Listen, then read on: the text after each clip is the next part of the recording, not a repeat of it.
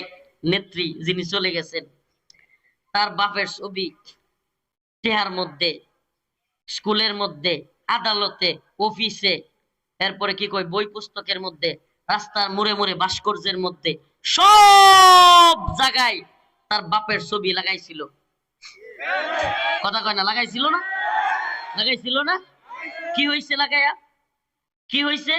আমি এটা মজা করে বলি যদিও, কিন্তু বাস্তবতা তো এটাই যে আপনি টাকার মধ্যে, বাড়ির মধ্যে, আদালতের মধ্যে, অফিসের মধ্যে, স্কুলে, কলেজে, এমনকি আলিয়া মাদ্রাসায়, এমনকি টাকার মধ্যে, ভাস্কর্যে, মূর্তির মধ্যে, সব জায়গায়, এমনকি পুলিশ, বিডিআর, র্যাব, আর্মি, এদের বিশেষ বিশেষ দিনে এদের এখানে বল্টুর মধ্যে। কথা কয় না? কয়েকদিন পরে আবার আল্লাহ জানে হাসিনা আর কয়েকদিন থাকলে মনে হয় যে হুজুর এই নিয়ে লাগায় লাগায় ওয়াজ করন লাগলো, শেখ মুজিব ওয়াজ করন লাগতো এই নিয়ে লাগাইয়া। অবস্থাটা এমনই হইতেছিল যে মুজিব পূজা এমন অবস্থায় চলে যাচ্ছিল। আমাকে বলেন, আপনি টাকায় লাগালেন, আপনি ভাস্কর্যের মধ্যে কল্লা লাগাইলেন, ভাস্কর্য বানালেন, মূর্তি বানালেন, টাকার মধ্যে বাপের ছবি লাগাইলেন, স্কুলে, আদালতে, অফিসে, সব জায়গায় বাবার ছবি লাগাইলেন, অথচ হইল কি 16 মিনিট যাইতে পারে না ক্ষমতার, কল্লা ধইরা মারো টান, মুজিব হইছে খান খান। কি আশ্চর্য কথা! অথচ গোটা পৃথিবীতে টাকা দেখেন, একটা টাকার মধ্যেও ছবি নাই, গোটা পৃথিবীর কোন জায়গায় একটা মূর্তি নাই, ভাস্কর্য নাই। শত শত বছর চলে গিয়েছে, হাজার বছর চলে গিয়েছে, এখনো উনার নামে একটা কটূক্তি কেউ করলে গোটা পৃথিবীর শত শত উম্মতে মুহাম্মাদি একত্রিত হয়ে পৃথিবীকে একসাথে কাঁপায়া দেয়, লা ইলাহা ইল্লাল্লাহ মুহাম্মাদুর রাসূলুল্লাহ। কোন জায়গায় মূর্তির দরকার নাই।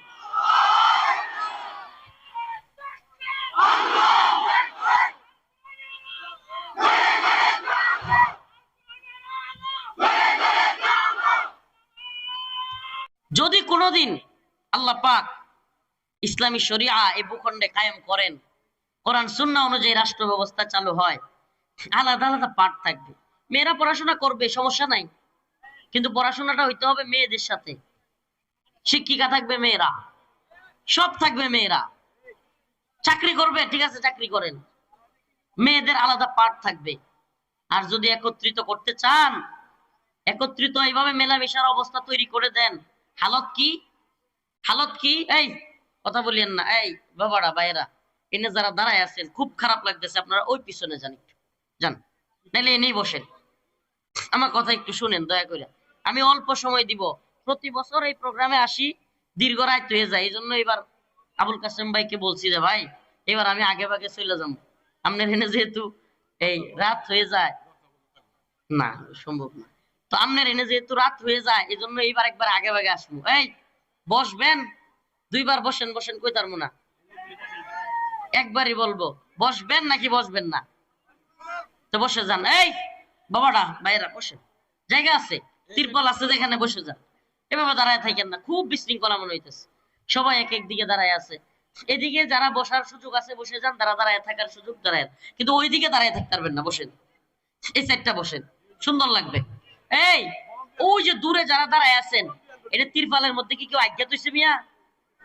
তো বন্যা কে লিখে আছে, বসেন। কি একটা অবস্থা! বেশিরভাগ মানুষ কিন্তু এইদিকে ওই সোয়েটার গার্মেন্টসে, আমাদের নেত্রকোনা ময়মনসিংহের আছে, কিশোরগঞ্জ, বিভিন্ন এলাকার, তো আমরা এলাকায় তো কই আজ্ঞা দিছে, হ্যাঁ কয় না, কইছি যে এনে ময়লা টয়লা নাই, আসেন একটু বসেন, এদিকে আসেন। এই আর ধরে ধরে বয় যত টাইনে টাইনে না, এদিকে আসেন, এদিকে বসেন। এই পিছনে যারা আছে এদিকে বসেন। সুন্দর, এখন সুন্দর লাগতেছে না? একটু মজমাটা ভালো লাগতেছে না? এই যারা আছেন বসেন, এই বসেন বসেন। তো বলতেছিলাম যে আল্লাহ পাক যদি কোনোদিন, ইনশাআল্লাহ যদি কোনোদিন ইসলামী হুকুমতের পরিবেশ তৈরি করে দেন, কোরআন সুন্নাহ অনুযায়ী এই ভূখণ্ড পরিচালিত হয়, বলেন না আল্লাহ কবুল করুক। আল্লাহ তো হাসিনার পলায়নের দৃশ্য দেখাইলো, এই মেনন ইনু ব্যাংসায় ব্যাংসায় ইসলামের বিরুদ্ধে কথা কইতো, আল্লাহ এরারে গ্রেফতার করলো, এই দৃশ্য আমরা দেখলাম। শামসুদ্দিন চৌধুরী মানিক কলাপাতা নিয়ে বইরা আছে, এই দৃশ্য আমরা দেখলাম। এই আওয়ামী লীগ নেতা করে টাইন্না টাইন্না রশি দিয়া লয়ে যাইতেছে, এটাও দেখলাম।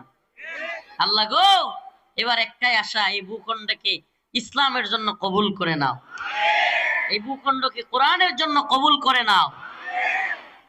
সমাধান একমাত্র কোরআনের পথে, এছাড়া সমাধান নাই ভাই। বিশৃঙ্খলা আর বিশৃঙ্খলা, কষ্ট আর কষ্ট, শেষ নাই। স্বামী স্ত্রী দুইজন অফিস করে আলাদা আলাদা, বাচ্চারে সময় দেওয়ার টাইম নাই। সেই সকাল 8টার সময় গেছে, রাত 10টা 11টা 12টায় আইছে। এখন স্বামী ও স্ত্রীর একটু সময় দেওয়ার সুযোগ নাই। স্ত্রীও ক্লান্ত, স্বামীও ক্লান্ত, কিন্তু সকাল বেলায় 8টার সময় অফিসে গিয়া গোসল করে খায়া টায়া যখন ফ্রেশ হয়ে গিয়া বয়, তখন ঠিকই অফিসের যে ম্যাডাম আছে তার দিকে নজর যায়। রোমান্সটা শুরু হয় ওখানে। রাত্রে 12টার সময় ক্লান্ত হইয়া স্বামী স্ত্রী ফিরে, রোমান্স করবো দূরের কথা, মাথা তো হ্যাং হয়ে থাকে। এক একটা গোসল করবো না কি করবো, দিলে খায় আর ঘুমায়। আবার সকাল বেলায় দৌড়। এদিকে বাচ্চারা রাখা গেছে কাজের মহিলার সাথে। অনেকে করে কি, বাচ্চারা কোরআন শেখানোর ইচ্ছা নাই, কিন্তু বাসায় রাখবো কই, মাদ্রাসা ফেলায় তো। মানে কোরআন শেখানোর উদ্দেশ্য না, নাউজুবিল্লাহ। কোরআন শেখানো কি না উদ্দেশ্য না, বাচ্চারা রাখবো কই, জায়গা নাই, কয় ছেলেটার মাদ্রাসা ফেলায় তো, পাশের একটা মাদ্রাসা ফেলায় তুই। কিছু শিখলে শিখলো, না শিখলে ঘুরে থাকিনি। কি কথা কন না? এই হালত আছে না নাই?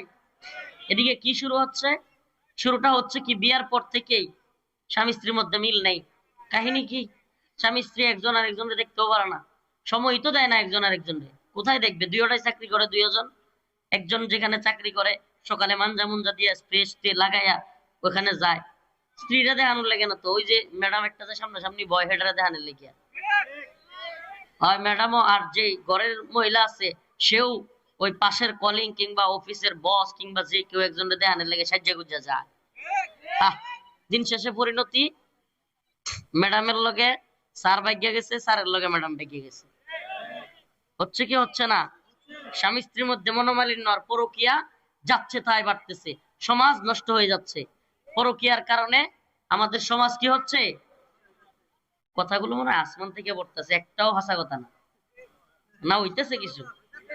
হ্যাঁ, কি হইতেছে? স্বামীকে স্ত্রী যদি সময় না দেয়, এই যৌবনের বয়সটাকে যদি দুইজন চাকরি করে নষ্ট করে দেয়, তাহলে তার যে যৌবনের চাহাত, আল্লাহ প্রদত্ত ভাবে তার যে শারীরিক চাহিদা, এটা সে কারো না কারো কাছে পূরণ করবেই।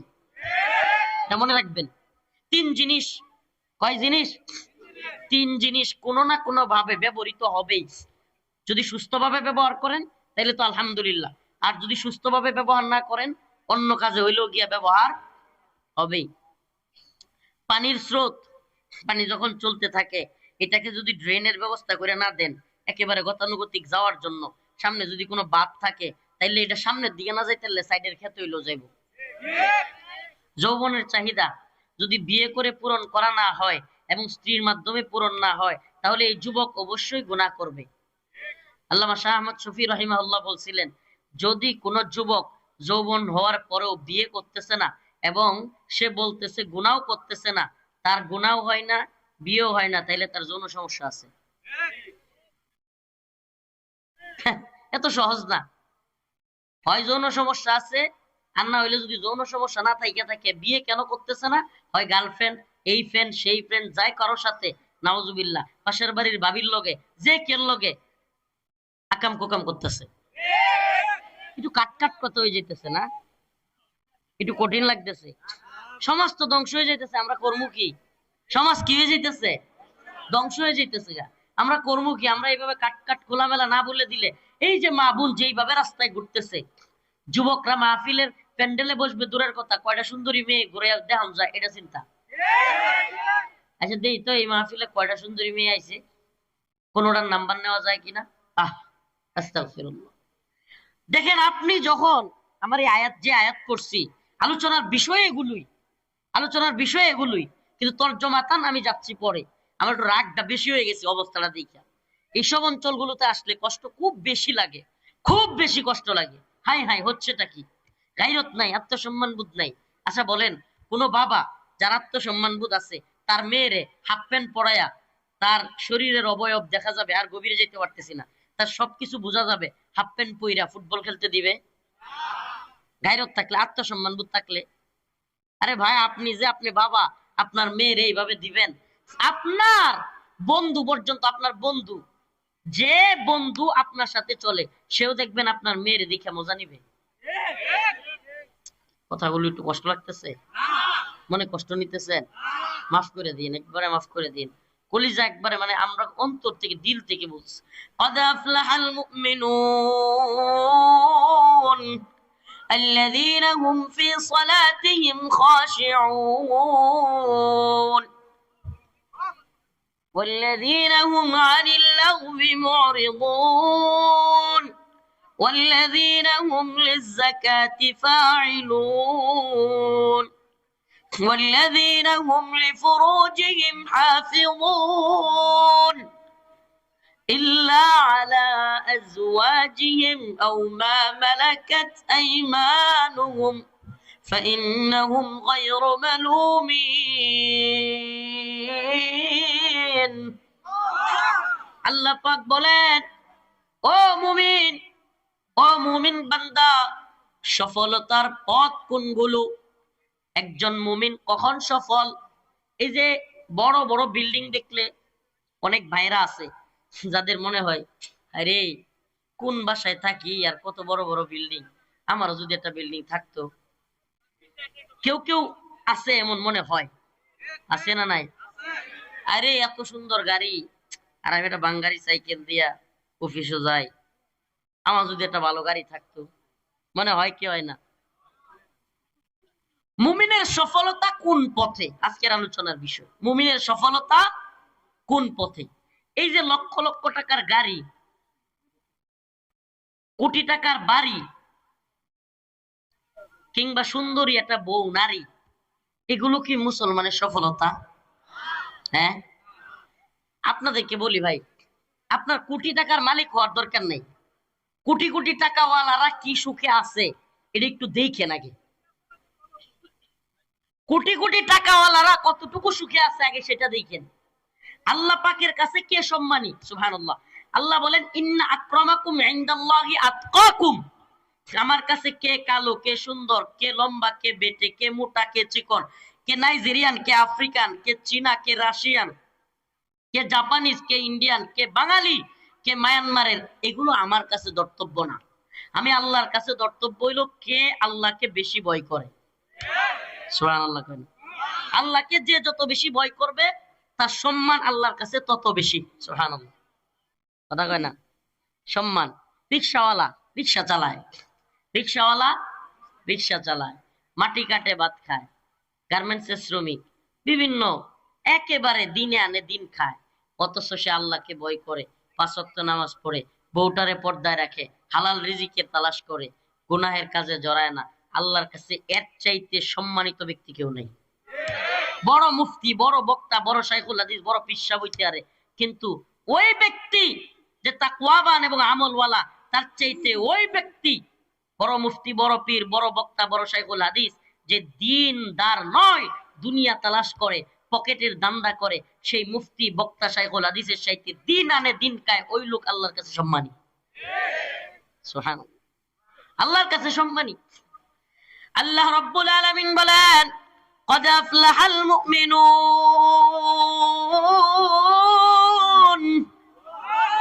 الذين هم في صلاتهم خاشعون। আল্লাহ রাব্বুল আলামিন তার নবীকে বলেন, ও নবী, আপনি বলুন। আল্লাহ রাব্বুল আলামিন পয়গম্বর আলাইহিস সালামের মাধ্যমে এই পৃথিবীর মানুষকে সম্মানিত হওয়ার তরিকা, মুমিনের সফলতার তরিকা বাতলে দিয়েছেন। মুমিন কোন পথে সফল হবে? আল্লাহ পাক অন্য এক আয়াতে বলেন, ফামান যুহজিহা আনিন নার ওয়া উদখিলাল জান্নাতা ফাকাদ ফাজ ওয়া মাল হায়াতুদ দুনিয়া ইল্লা মাতাউল গুরুর। আল্লাহ রাব্বুল আলামিন বলেন, এই দুনিয়ায় লক্ষ টাকার চাকরি, কোটি টাকার বাড়ি, লক্ষ লক্ষ টাকার গাড়ি, সুন্দরী নারী, ও মুমিন, এগুলো তোমার সফলতা নয়। তুমি কখন সফল এটাই দুনিয়ায় তুমি জানতেই পারবা না। তোমার সফলতার একমাত্র জায়গা হলো ফামান যুহজিহা আনিন নার ওয়া উদখিলাল জান্নাতা ফাকাদ ফাজ। যে ব্যক্তি জাহান্নামের আগুন থেকে মুক্তি পেল এবং জান্নাতে প্রবেশ করলো সেই ব্যক্তি সফল। যে ব্যক্তি জাহান্নামের আগুন থেকে মুক্তি পেল এবং জান্নাতে প্রবেশ করলো সেই কি? এর আগে কোনো সফলতাই নাই মিয়া, এর আগে কোনো সফলতাই নাই। ভীষণ অ্যাটাক করতেছে। ফ্যান না, এগুলোতে আসলে এখন এত মোটা মোটা লাইট লাগানোর চাইতে ছোট লাইট লাগানো ভালো। এত বড় বড় লাইট ওই এক ধরনের জাল গাছ আছে, ওই গাছগুলো দিলে বিভিন্ন জায়গায় প্রোগ্রামে দেখি, তখন তাইলে পোকা ধরে না। আচ্ছা যাই হোক, তো আমরা এখন দিয়ে তাকাইতে না, মানুষ দেখি না কি সাদা লাগতেছে, সব সাদা, মুখের মধ্যেও সাদা, এত পাওয়ারফুল লাইট দিছে। তো ভাই আসুন আজকে থেকে তওবা করি। তওবা করবো তো ইনশাআল্লাহ? তওবা করবো তো? ছোট মানুষ একটু বুজুর্গি ওয়াজ করে আলতেছে, আমি এরকম ওয়াজ করি না, তো আমার কষ্ট লাগছে এদিকে আইসা যে কি রাজনীতির ওয়াজ করবো। মানুষ এখনো দিনই বুঝে না, মানুষ রাস্তাঘাটে পর্দাই বুঝে না, কিচ্ছু বুঝে না। আমাদের দূর ডিবি হারুন টারুন বাদ যেত, ডিবি হারুন জাহান্নামে যাক। আপনারা আগে পর্দা ঠিক করেন, মানে এই যে পর্দার যে অবস্থা, এটা কথা মনে রাখেন। মা বোনদেরকে ভুল ইনফরমেশন দেওয়া হয়। নারীর অধিকার ইসলাম অনেক বেশি দিছে, অনেক বেশি। নারীদেরকে একসময় জীবন্ত পুঁতে রাখা হইতো। রাসূলুল্লাহ সাল্লাল্লাহু আলাইহি সাল্লাম আয়েশাই বলছেন যে নারীদেরকে পুঁতে রাখা যাবে না, নারীদেরকে মায়ের সম্মান দেওয়া হয়েছে। মায়ের সম্মান কতটুকু রাসূলের কাছে জিজ্ঞেস করা হয়েছে, ইয়া রাসূলুল্লাহ, আল্লাহর রাসূলকে, যে আমি আমার মাকে বেশি হক দিব নাকি বাবাকে? কয়েকবার বলার পরে তিনবার বলছে মাকে, তো সবাই জানে। রাসূল হাদিসের মধ্যে বলেছে আল জান্নাতু তাহতা আকদামিল উম্মাহাত, মায়ের পায়ের নিচে সন্তানের বেহেশত। সুবহানাল্লাহ। কতগুলো মর্যাদা, মর্যাদার কোনো কমতি আছে? সব মর্যাদা কার? মায়ের। তো আসেন না তওবা করি, এই মারা এই বোনেরা যেন পর্দা করে। সবাই তওবা করে আসেন, বলেন আস্তাগফিরুল্লাহ ওয়া আতুবু ইলাইহি। বলেন হে আল্লাহ, আপনি আমাদের মাফ করে দেন। হে আল্লাহ, আপনি আমাদেরকে মাফ করে দেন। আমরা নামাজ ছাড়বো না, আমাদের বিবিদেরকে পর্দায় রাখবো, আমাদের মেয়েদেরকে পর্দায় রাখবো, আমাদের বোনদেরকে পর্দায় রাখবো, তাদেরকে আর রাস্তায় বিনা পর্দায় ছেড়ে দেব না। সবগুলো কয় না, সবগুলো কয় না। আপনারা আজকে তওবা করাইতেছে, জানেন রাসূলুল্লাহ সাল্লাল্লাহু আলাইহি সাল্লাম হাদিসের মধ্যে বলছেন যে বান্দা গুনাহ ছেড়ে দিবে, এটা বলার পরে মালিক এত বেশি খুশি হয় সুবহানাল্লাহ, যে একটা লোক তার উট হারায় গেছে মরুভূমির মধ্যে। কোথায়? মরুভূমিতে উটটা হারায় গেছে, চতুর্দিকে বালি আর বালি, চারদিকে যত চোখ যায়, এত তীব্র গরম, মাথা থেকে ঘাম পড়তেছে, আর বালির মধ্যে পা দেয়া যায় না গরমের কারণে। এমন অবস্থায় বেটা দেখে তার উট নাই। হাই হাই, কি অবস্থাটা! এখন আমি যাবো কেমনে? এই বালুর মধ্যে হাঁটতেই পারি না, যাওয়ার ব্যবস্থা কি? এই অবস্থায় হঠাৎ করে তার চোখগুলো লেগে গেছে, তন্দ্রার মতো আসছে। ওইটা দেখে উটটা চলে আসছে। কেমন খুশি হবে, কেমন খুশি হবে! এর চাইতেও বেশি খুশি আমার আপনার মালিক হয়। রাসূল বলেন ওই উট হারায় যাওয়া ব্যক্তি উট পাইলে যেমন খুশি হয়, আমার আপনার মালিক, একটা মানুষ নামাজ পড়ে না, একটা মানুষ রোজা রাখে না, গুনাহ করে, গুনাহ ছেড়ে দিয়া মালিককে সিজদা দিলে, তওবা করলে আমার মালিক এর চাইতেও বেশি খুশি হয়। ইল্লা মান তাবা ওয়া আমানা ওয়া আমিলা আমালান সালিহা ফাউলাইকা ইউবাদদিলুল্লাহ ইল্লা মান তাবা ওয়া আমানা ওয়া আমিলা আমালান সালিহা ফাউলাইকা ইউবাদদিলুল্লাহু সাইয়্যাতিহিম হাসানাত।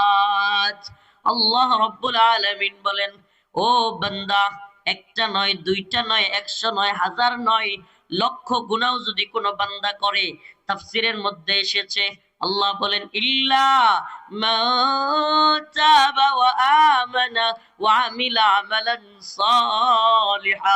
বান্দা জিনা করে ফেলেছিস, ব্যভিচার করে ফেলেছিস, গুনাহের মধ্যে জড়ায় গিয়েছিস, রিলেশনের নামে অবৈধ সম্পর্ক করে ফেলেছিস, সুদ খেয়ে ফেলেছিস, কারো কারো উপরে কষ্ট দিয়ে ফেলেছিস, আল্লাহ বলেন ও বান্দা, গুনাহ ছাইরা দিয়া যদি একবার খাঁটি অন্তরে আমার আল্লাহ এভাবে ডাক দিয়া মালিককে একবার তওবা করতে পারো, আল্লাহ বলেন ফাউলাইকা ইউবাদদিলুল্লাহ সাইয়্যাতিহিম হাসানাত।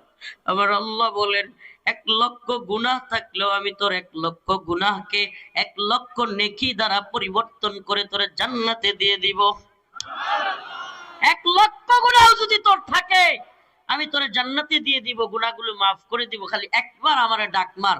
আল্লাহ, আমি আজকে থেকে গুনাহ ছেড়ে দিলাম, আজকে থেকে নামাজ পড়বো, আমার স্ত্রীকেও নামাজ পড়াবো। স্ত্রীরা যারা আছেন, মা বোনেরা যারা আছেন, তাদেরকে বলি আপনারাও এই মনে মনে ইয়াদা করেন, ইচ্ছা করেন, ওয়াদাবদ্ধ হন যে আজকে থেকে নিজেও নামাজ পড়বো, পর্দায় থাকবো, আমার স্বামীকে, আমার সন্তানকে, আমার ভাইকেও নামাজ পড়ার জন্য বলবো। এক মহিলা সালে আল মুনাজ্জিদ সম্ভবত, ওনাকে প্রশ্ন করছে, হুজুর আমার স্বামী ফজরের সময় ঘুম থেকে ওঠে না, আমার সন্তানটাও, ছেলেটাও ঘুম থেকে ওঠে না, আমি অনেক চেষ্টা করি, তাদেরকে ডাকি, কিন্তু তারা ঘুম থেকে ওঠে না, আমি কি করব? হুজুর বলছে, আচ্ছা মনে করেন আপনার বাড়িতে আগুন লেগে গেছে, কি হইছে? এখন আগুন লেগে যাওয়ার পর আপনি কি আপনার সন্তান এবং স্বামীকে রাইখা ঘরের বাহিরে দৌড়ে চলে যাবেন? মহিলা কয়, না এটা অবশ্যই না, যেভাবেই হোক আমি তুইলা নিয়ে যাব। হুজুর বলেন যে তাহলে আপনি আপনার ছেলে এবং স্বামীকে ঘুম থেকে উঠাতে পারেন না বলতেছেন, তাহলে যখন আগুন লাগবে কিভাবে উঠাবেন? বলে তো তখন তো টাইনা টুইনা হইলেও তুলবো। সালে আল মুনাজ্জিদ হাফিজাহুল্লাহ বলেন, যদি তাই হয় আপনি দুনিয়ার আগুনের ভয়ে আপনার ছেলে এবং স্বামীকে টাইনা শেষরায়া তুলবেন, আর জাহান্নামের আগুনের ভয়ে আপনার ছেলে আর আপনার স্বামীকে তুলতে পারবেন না। তাইলে কি বোঝা যায়? আমাদের জাহান্নামের ভয়টাই নেই, আল্লাহর ভয়ই নেই। আমরা যারা নামাজ পড়ি না, সমস্যা কোথায়? আমি তো মনে করি সমস্যা হইলো ইমানের মধ্যে। কারণ আল্লাহর ভয় যে ব্যক্তির আছে, আল্লাহ রাসূল বলেছেন, মান তারাকা সালাতান ওয়াহিদান মুতাআম্মিদান ফাকাদ কাফারা, যে ব্যক্তি এক ওয়াক্ত নামাজ ইচ্ছাকৃত পরিত্যাগ করলো সে কুফরি করলো, কুফরি, নাউজুবিল্লাহ। ইমাম আহমদ ইবনে হাম্বল বলেন, যে ব্যক্তি নামাজ ইচ্ছাকৃত পরিত্যাগ করে তার জানাজা পড়া যাবে না, নাউজুবিল্লাহ কয় না, জানাজা পড়া যাবে না, তাকে মুসলমানের কবরে দাফন করা যাবে না। ইমাম আহমদ ইবনে হাম্বলের বক্তব্য। তাইলে আমরা কি নামাজ ছেড়ে দিব? আমি যে আয়াতে কারিমা তিলাওয়াত করেছি মুখতাসার ভাবে, তাফসীরগত ভাবে, এটাই আলোচনার সারসংক্ষেপ। এবার আসুন তরজমাগুলো একটু পড়ি। قد أفلح المؤمنون, অবশ্যই মুমিনরা সফলকাম হয়েছে।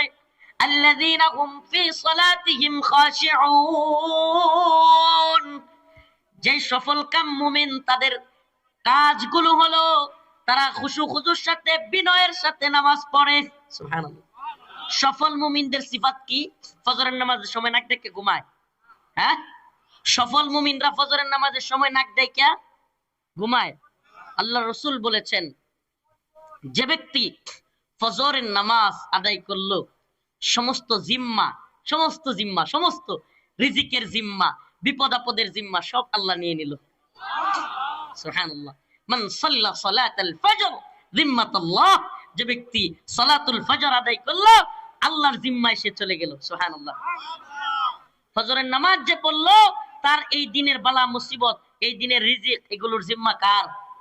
সুবহানাল্লাহ। এটা রাসূলের কথা, রাসূলের কথা, এমন এক ব্যক্তির কথা যার ব্যাপারে স্বয়ং মুসলমানরা বাদ দেন, কাফের মুশরিকরা পর্যন্ত এই কথা বলতে বাধ্য হইতো যে মুহাম্মদের দুই ঠোঁটের মাঝখান দিয়া জীবনে কোনোদিন মিথ্যা বের হয় নাই।